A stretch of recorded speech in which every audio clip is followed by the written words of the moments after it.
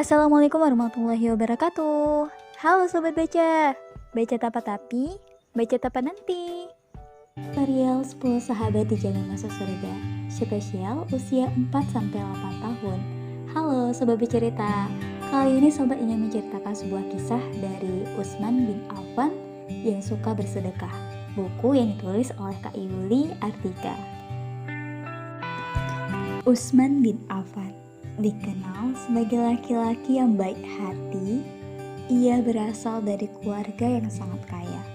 Meski demikian, ia tidak sombong. Kelembutan hatinya tercermin pada sikapnya. Ia adalah orang yang dermawan, suka menolong sesama, dan sangat pemalu. Suatu ketika, Utsman berkunjung ke rumah Nabi. Ketika umat berkunjung, betis Nabi dibiarkan terbuka.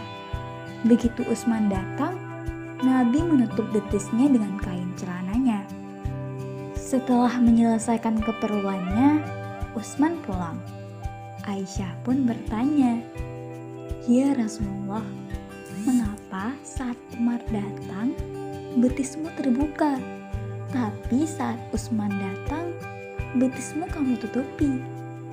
"Karena Utsman sangat pemalu," jawab Nabi. Utsman bin Affan adalah hartawan. Jumlah kekayaannya sangat melimpah.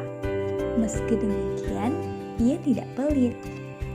Meskipun ia kaya, ia tidak menampak-nampakkan kekayaannya. Ia suka tampil sederhana. Orang-orang Mekah sangat menghormatinya. Utsman sangat dermawan. Dia terbiasa memberi sedekah kepada para fakir miskin yang ada di kota Mekah. Kebiasaan baik itu tidak pernah berubah. Utsman menjadi menantu Rasulullah SAW untuk kedua putrinya, Ruqayyah dan Ummu Kulsum. Maka sebutannya adalah Zunnurain, pemilik dua cahaya. Sejak Rasulullah mengajarkan Islam, banyak budak yang mengikuti ajarannya. Hal itu membuat mereka disiksa tuannya. Utsman merasa iba. Dengan kekayaan yang dimilikinya, ia memerdekakan banyak budak agar mereka terbebas dari kejahatan majikan mereka. Kebiasaan memerdekakan budak itu terus ia jalankan setiap hari Jumat. Utsman memerdekakan seorang budak, dia juga bersedekah, ia tak pernah merasa takut kehilangan uang untuk melakukannya. Hal itu membuat Nabi memuji namanya. Utsman disebut-sebut sebagai salah satu penghuni surga yang hidup di dunia. Suatu ketika, Madinah sedang mengalami kekeringan. Air bersih sulit diperoleh. Umat Islam dan masyarakat Madinah harus antri untuk memperoleh air bersih. Kaum muhajirin terbiasa meminum air Zam-Zam. Di Madinah, air sumur yang rasanya seperti air Zam-Zam adalah air di sumur Raumah. Tapi sumur itu milik seorang Yahudi. Ketika kekeringan, si Yahudi memperjualkan air. Ia menarik bayaran yang sangat tinggi kepada para muslimin. Hal itu membuat mereka resah. Utsman berniat membeli sumur itu untuk menolong mereka. Si pemilik sumur awalnya enggan, tetapi setelah mendapatkan harga yang sangat tinggi dari Utsman, akhirnya ia menyerahkan sumurnya. Utsman menyerahkan sumur itu kepada kaum muslim agar dapat diambil airnya secara gratis. Sejak saat itu, kaum muhajirin dan masyarakat Madinah bersuka cita. Mereka dapat mengambil air sumur dengan gratis. Hingga hari ini, sumur peninggalan Utsman itu masih ada. Pada masa Khalifah Abu Bakar radhiyallahu anhu, pernah terjadi pacaklik. Banyak petani gagal panen gandum dan kurma, sehingga persediaan makanan menipis.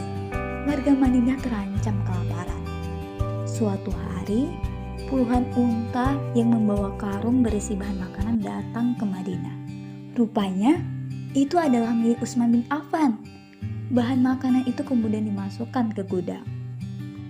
Melihat hal itu, para pedagang Yahudi berdatangan. Mereka ingin memborong bahan makanan milik Utsman.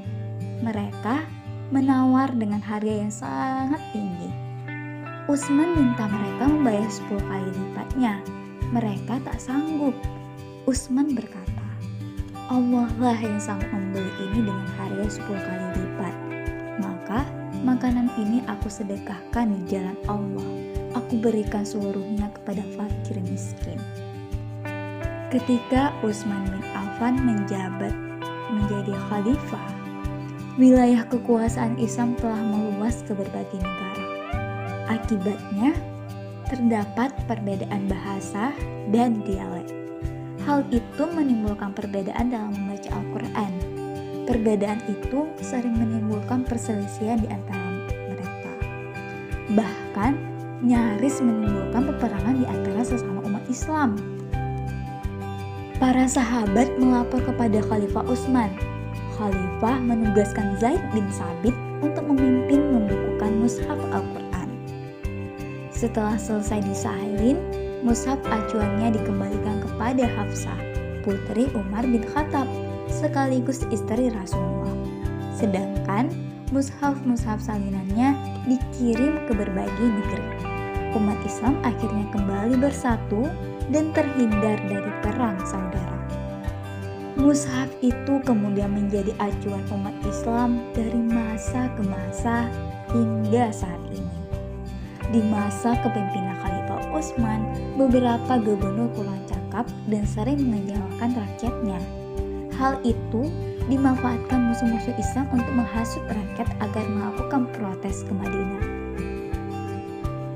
Melihat keselamatan Khalifah Utsman terancam, para sahabat meminta putra-putra mereka untuk berjaga di rumah Khalifah. Namun Khalifah meminta mereka pulang. Khalifah sendiri yang akan menenangkan masyarakat. Awalnya, para demonstran hendak kembali ke rumah mereka setelah bertemu Khalifah. Namun, keputusan berubah di tengah jalan. Khalifah Utsman difitnah. Sekelompok orang itu kemudian ke Madinah dan mengepung rumah Khalifah. Akhirnya, orang-orang itu nekat memasuki rumah Khalifah. Mereka berbuat jahat kepada Utsman hingga beliau meninggal dunia. Khalifah Utsman meninggal dunia pada usia lebih dari 80 tahun. Adik-adik, yuk kita teladani sifat Utsman bin Affan. Beliau adalah orang yang sangat dermawan, pemalu, lembut hatinya, dan penuh tanggung jawab.